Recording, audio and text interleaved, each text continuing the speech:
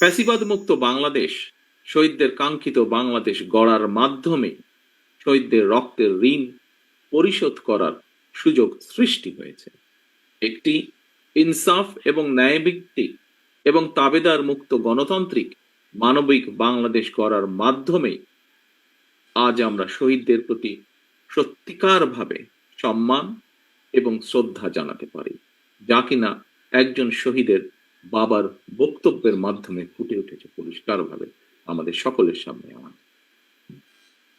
হাজারো শহীদদের কাঙ্ক্ষিত রাষ্ট্র গড়ে তোলার পূর্ব শর্তই হচ্ছে জনগণের বাংলাদেশে জনগণের সরাসরি ভোটে জনগণের প্রতি দায়বদ্ধ এবং জবাবদিহিমূলক একটি গণতান্ত্রিক সরকার প্রতিষ্ঠা।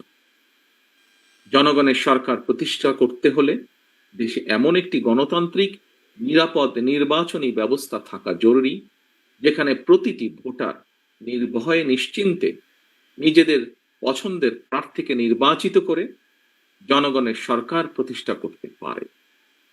বাংলাদেশে ফ্যাসিবাদের কাঠামো সম্পূর্ণরূপে ভেঙে দিতে হলে নির্বাচনের মাধ্যমে জনগণের রাজনৈতিক অধিকার প্রতিষ্ঠা, প্রয়োগ এবং চর্চার কোনোই বিকল্প নেই।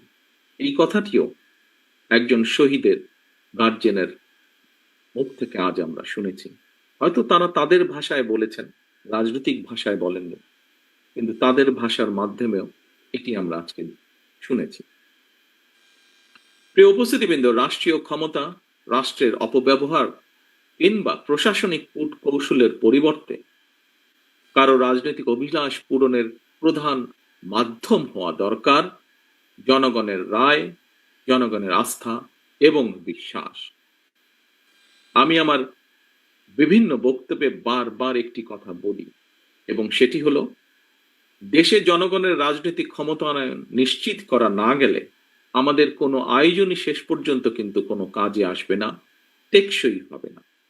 প্রিয় উপস্থিতিবৃন্দ, সাম্প্রতিক সময়ে দেশে সংঘটিত কিছু নৃশংস এবং অনাহত ঘটনা জনমনে অন্তর্বর্তীকালীন সরকারের সক্ষমতাকে ক্ষেত্র বিশেষে কিছু প্রশ্নবিদ্ধ করেছে। তবে অন্তর্বর্তীকালীন সরকারের কোনো একটি অংশের সহায়তায় কেউ কেউ কি দেশে উদ্দেশ্যমূলক পরিস্থিতি তৈরি করতে চাইছে কি না,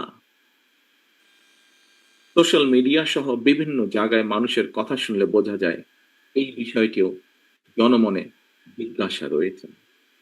অন্তর্বর্তীকালীন সরকারের পক্ষে ঔদ নির্বাচন অনুষ্ঠান সম্ভব কিনা কোন কোন মহল থেকে এমন ধরনের প্রশ্ন উপস্থাপন বিচ্ছিন্ন বক্তব্য হিসেবে বোধহয় দেখার আজ কোনো সুযোগ নেই। অন্তর্বর্তীকালীন সরকারের সম্ভাব্য প্রতিশ্রুতির সময় জাতীয় নির্বাচন অনুষ্ঠান নিয়ে কেউ সময় ক্ষেপণ করতে চাইছে কিনা এ ব্যাপারেও সজাগ দৃষ্টি রাখার জন্য আমি জনগণের প্রতি, গণতান্ত্রিক রাজনৈতিক দলগুলোর প্রতি, আন্দোলনরত দলগুলোর প্রতি, সকলের প্রতি জানাই আহ্বান। একই সঙ্গে অন্তর্বর্তীকালীন সরকারের প্রতি আহ্বান, পরিস্থিতি নিয়ন্ত্রণে আরো স্বচ্ছ এবং সাহসী ভূমিকা রাখুন।